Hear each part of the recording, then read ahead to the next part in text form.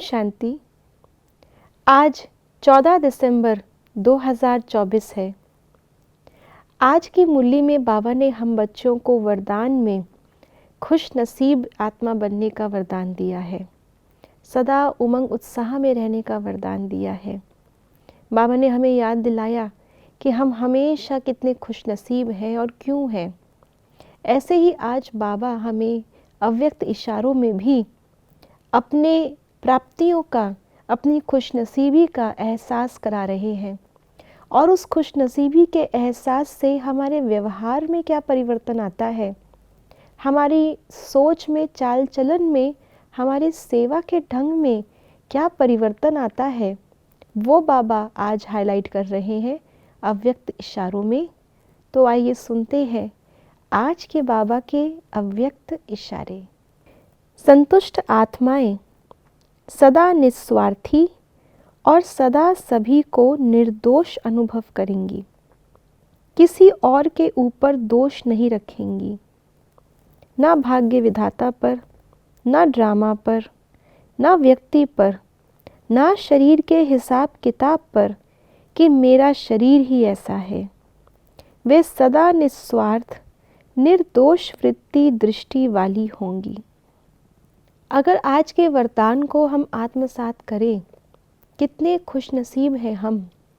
तो अपनी खुशनसीबी के आगे जो भी इस संसार की छोटी मोटी परीक्षाएं आई हैं, आ रही हैं, आएंगी, उनको हम सहज ही खेल समझकर आगे बढ़ सकते हैं, सदा संतुष्ट रह सकते हैं। और इसी के आगे की कदम, आगे की कड़ी आज बाबा जोड़ रहे हैं अव्यक्त इशारों के अंदर। जब हम संतुष्ट होते हैं तो स्वतः ही हमारी हर कर्म निस्वार्थ हो जाता है, हमारे भाव में निस्वार्थपना आ जाता है, क्योंकि चाहिए उसको जिसको अप्राप्ति है। जब हम खुशनसीब आत्माएं, हर चीज़ हमें प्राप्त है तो हमें और कुछ भी नहीं चाहिए। हम कोई भी सेवा या कर्म इसलिए नहीं कर रहे कि उस कर्म से मुझे खुशी मिलेगी, उस सेवा से मुझे खुशी मिलेगी। सेवा से दुआएं और प्रत्यक्ष फल, खुशी ऑटोमेटिक मिलेगी, लेकिन वो सेवा करने के पीछे एजेंडा नहीं है। एजेंडा है जो खुद को प्राप्त है वो सबको बांटे। और दूसरा निर्दोष वृत्ति। जो आत्मा स्वयं से संतुष्ट नहीं है वो ज़रूर अपनी असंतुष्टि का कारण दूसरों को बताएगी, क्योंकि उसने ये नहीं कहा, उसने ऐसा कह दिया, उसने सहयोग नहीं दिया, वो हमेशा विघ्न बनते हैं, आदि आदि। लेकिन जो संतुष्ट आत्माएं हैं उनको सब, किसी भी चीज़ से फ़र्क नहीं पड़ता, सब अच्छा है। दिन भी अच्छी तो रात भी अच्छी, मीठा भी अच्छा तो नमकीन भी अच्छा। इसलिए वो कभी किसी पर दोष नहीं देती। उनकी दृष्टि दूसरों के अवगुणों पर जाती ही नहीं है। अगर दूसरों के अवगुणों पर दृष्टि जाएगी तो ज़रूर वो अवगुण का प्रभाव मुझ पर पड़ेगा और मेरी संतुष्टता सदा के लिए कायम नहीं रह पाएगी।